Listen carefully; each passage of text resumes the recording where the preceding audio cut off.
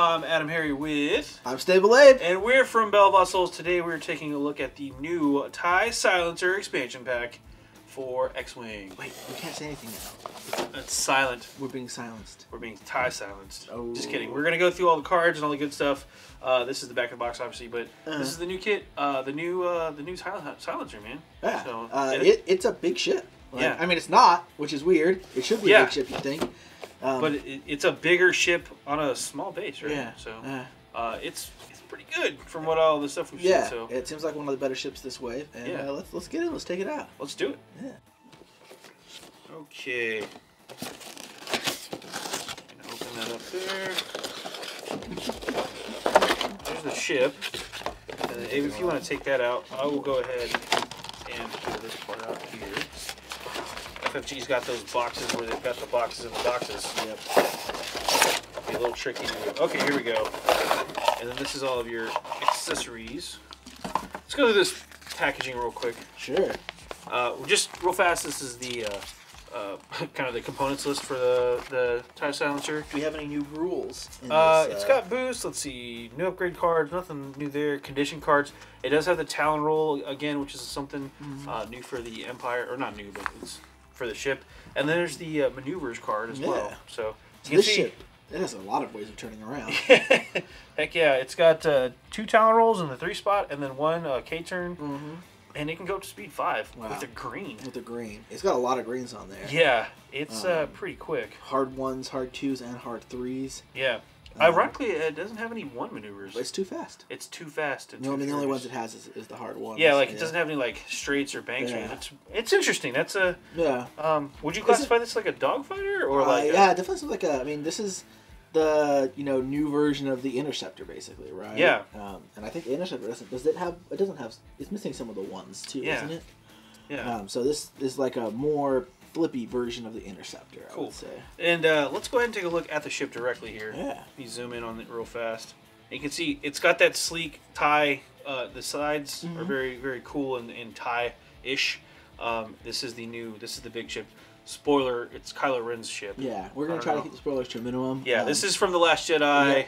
Yeah. We're not going to talk about the movie, even though we've both seen it, but this is the ship from that. Yeah, it vaguely reminds me of the old, I think it's the Scimitar assault bomber from Legends. Okay. Which was a TIE assault bomber that had this same sort of elongated fuselage, or not fuselage, but wing system. The wings, yeah. The panels. Yeah, so obviously it looks a lot like, also just like an Interceptor that's kind of been stretched in every dimension, really. Yeah. Big difference, obviously, is there's no ball cockpit, right? Right. This is like a real... Yeah, it's like a real ship here with the extended tie wings there. So, and you can see just from the paint job, it's very dark, but at the same time, FFG did a great job on the line work in there. And there are little hints of gray in the actual paint job. So, overall, kind of like it. Yeah, I like this design. Just to show you how the size comparison here, this is it next to the new Alpha, the Alpha Star Wing, which is itself is supposed to be a pretty big ship, right? Yeah, so you can see there. Let's just set it down next to it. Yeah. Just the wingspan. So both of these are in theory like single-person vehicles, single-person fighters. Yeah. But this one is huge. Yeah, you can see just again the side-by-side comparison there. Yeah. It's a very long ship, and again, it's on a small base. So that's kind of interesting. So let's zoom out real quick. Again, it's on a small base. Move that to the side here. We've got the cards. Oh, do we? Yeah, buddy. All right, let me hand these over to Abe real quick. Yeah. I'm gonna go through those while I peel out. Let's deal us out a hand here. Sure. So we got 4 aces. No, actually, only 2 of them are aces. Cool. Makes sense. So there's 2 aces and 2 generics, right? Yep.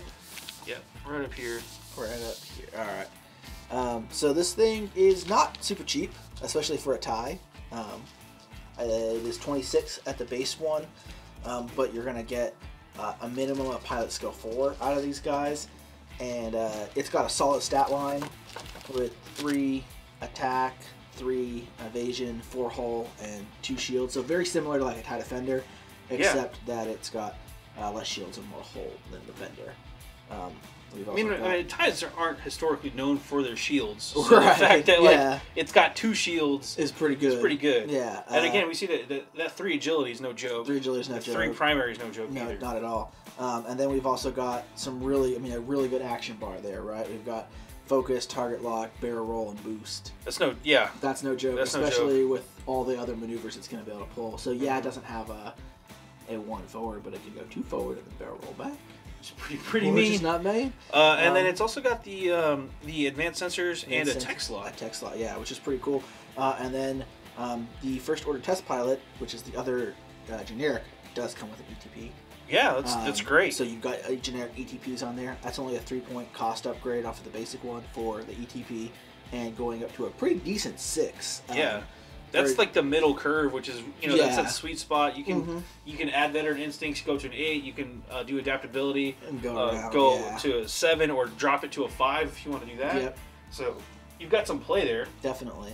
What I think is interesting too, again because of that tech slot, as more and more of these new ships come out, those tech slots become more and more valuable. Those tech slots become a lot more. And we'll get to those. We'll get to those later too. But just to keep it going here. The 2 uniques we have the test pilot Blackout. His Blackout special ability, when attacking, the attack is obstructed, the defender rolls 2 fewer defense dice to a minimum of 0, which is very interesting. This ship actually gets better when shooting through an obstruction. Right. So it's kind of weird. There's the large ship that counts as an obstruction. Yep. That could be interesting to try to also take what is it, trick shot? Trick shot, yeah. To really mess with folks. And there's actually an ETP in this set that combos well with him. I'm gonna put that here real quickly. So this is Debris Gambit. Take an action and you assign an evade token to your ship for each obstacle at range 1. To a maximum of 2 tokens, which is pretty good. Yeah, so this guy really wants to get into all those obstacles, get behind one. He's going to get some evade tokens. He's going to remove your dice.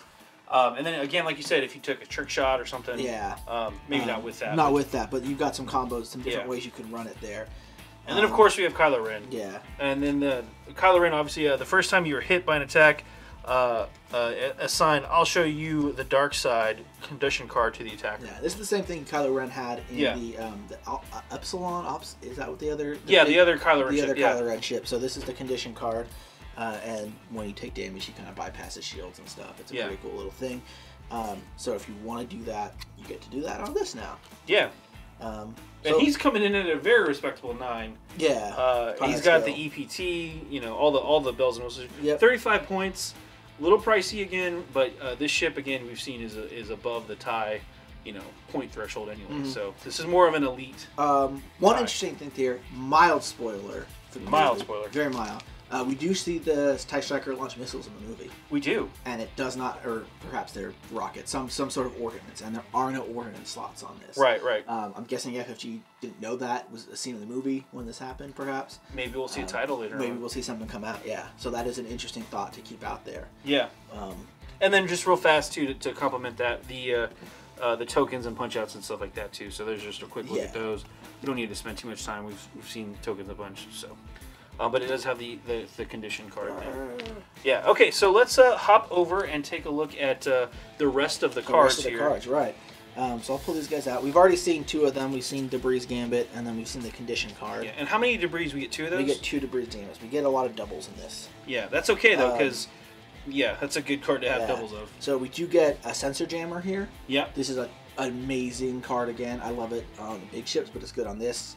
It's you've got that slot for a reason, right? You've got it. We've seen this card before. It's an older card, but you do get to change hits to focuses with something that has a 3 agility.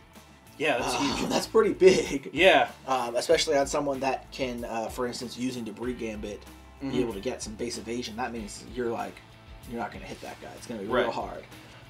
Which is awesome. Yeah, we've got a new card, Advanced Optics here. Yep. It says you cannot never have more than 1 focus token, but during the end phase you don't remove those focus tokens. So which is, again, this is a tech slot. Again, like we said earlier, the more tech cards that come out, the better that slot gets. And this is an example of, you get 2 of those. It's great to have. Definitely. So that's a good one. Just, hey, first turn, I'm going to take a focus action, right? Yeah, I can't have more than 2 focus, or more than a focus, Yeah. but you know what? I don't ever have to use a focus action again until I spend it. So. Keep that around, especially these guys have some really nice red turns they might be wanting to pull, so getting that focus to have after they pull that red That's turn a big one, yeah. is pretty big. You've got Primed Thrusters. I think this may be an older card. This is an older one. This is from the T60, or Yeah, T70, sorry, yeah. X-Wing. As the art suggests. Yep, again, still stress great. tokens. Don't stop you from performing boosts Yeah, or barrel roll rolls. until you get 3. Which is still pretty great. Yeah. Now, isn't there, just remind me, I can't remember the name of it, isn't there, it's a sensor one that lets you do an action before you move, isn't there? Yes. I don't remember the name off the top of my head, but I know which one you're talking Yeah, about. It's one of the so there cards. is a sensor card that lets you do that. So this ship, again, with all those Talon rolls and the K-turns and stuff, could boost or barrel roll and then do those. Which is pretty awesome. Which is pretty awesome. And, you know, with something like the Advanced Optics, it could still have a focus at the end of all of that. Yeah. Or it's an EPT. It could, if you plan your turn out correctly, you could really do some stuff. If you had an EPT, like, I don't know, like Predator to not reroll or push the limit because it's a great card. Well, you could take something like Prime Thrusters, take, 2 actions before you go? Yeah. And then even though you got a stress in that, you could still... or you could... Oh, that's booster barrel, so never mind. You can't do that. But you could take an action, do a hard K turn, get a stress, and then still booster barrel roll afterward. Yeah. So you could do some real good, crazy combos. You can get around. We've got another new... This is, again, another tech slot here. Yep. So we've got... Again, two cards there. Threat Tracker, small ship only. When an enemy ship inside your firing arc at range 1 or 2 becomes the active ship during the combat phase, you may spend your target lock on that ship to perform a free boost or barrel roll action if that action is on your action bar, which it is. Yeah. So this ship is great. You get 2 of those again. So basically when a ship in front of you in your firing arc activates, blow your target lock, and you can get out of its way, or get it in its way, or whatever you want to do. So that's a pretty great ability. Yeah. Could you combo that with Trick Shot somehow? I feel like there's a combo in there somewhere. Yeah. But again, 3 points. It's a tech slot. 3 tech. Yeah. Again, more stuff, more options in tech slot, the better that slot gets. So. We've also got 2 auto thrusters. Everyone loves auto thrusters, right? We've seen those before. Yep. And then the final new card is a title. It is a unique title, so you're only going to be able to take 1 of them. Yep. But it is 2 points. TIE Silencer only. First Order Vanguard. When you're attacking, if the defender is the only ship in your firing arc at range 1 to 3, you can reroll 1 attack dice. So this guy's great at going down and hunting down lone wolves kind of thing. Then also when you're defending, you can discard this card to reroll all of your defense dice. Which is pretty great. This ship has 3 agility. Yeah. So if you blow a roll, then you can just discard your title. Which hey, sure. Yeah. No. So I mean, you're going to be able to combo that. Remember, with things like auto thrusters or sensor jammers. Yeah. Or both of those. I mean, you could put auto thrusters, sensor jammers, and a breeze gambit on this thing, right? You could put all of those. Those are all separate slots. That's pretty amazing, actually. Yeah, you could put all that on there and be like, hey, I've got 3 agility. I'm gonna get up to 2 more evade tokens. Up to 2 more evade tokens. Yeah. You're taking minuses. Yeah. Maybe I'm, hiding behind. Maybe I'm blackout as well. Maybe I'm blackout, so I'm hiding. So you're obstructed. Yeah. So suddenly, I've got 3 or 4 dice. You're losing. You're turning dice into hits. You're losing dice. I'm getting automatic evades, and then I get to reroll my. You know what's funny about that too? I don't think this is the only ship, but this is one of the few ships that it's very self-contained in its own box. Sure, if that makes sense. Like you buy the TIE Silencer kit, that box, and you get all these built-in combos right off the bat. You get a lot of them. You don't need a big collection. You can buy a ship that's just going to rock right out of the box. I think you see that with some of the tech slot ships because there's not a lot of things to get. You're not like, oh man, there's like 30 ships that have tech slots. I got to go out there. You're going to get a lot of those cool tech slots in that box. But this is definitely a really cool ship set that comes with a lot of the combos you need. And they built it so you can build it a couple ways, but you could actually take the majority. You could take half of these cards on 1 ship, right? You could take, aside from the 3 tech slots, you've got 1 sensor, 1 EPT, 1 modification, and a title. So you could literally take. It's built in. 5 of those cards and be like, hey, here we go. My ship's rad right here. Right out of the box. So I think this is a solid arc dodger, but unlike a lot of other arc dodgers, it's not going to die if it gets unlucky that 1 turn, right? It's going to have enough survivability that. I mean, you're looking at 2 shields, 4 hull, so again, it can take a hit. It's not going to, it's no Y-wing going, you know, sure. tanking anything, but yeah. It'll be able to dodge, and it's got a lot of maneuverability, surprise maneuverability.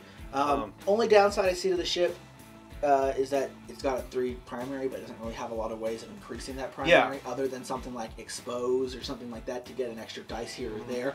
You're really not going to be able to get more than a 4 dice attack out of it. Yeah. Which, I mean, like, boohoo, a 4 dice attack. Right. It's pretty good. It's still pretty good.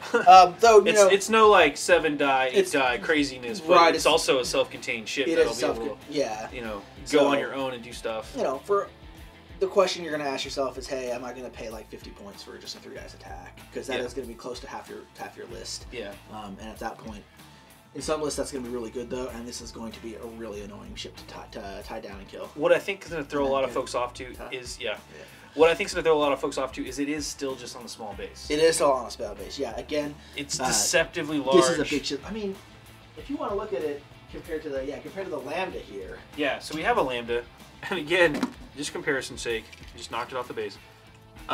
It's longer than the Lambda. It's longer than the Lambda, but not by much. Yeah. At the same time, its body is as wide as the Lambda, basically. I mean, it's clearly not as bulky as a Lambda. Yeah.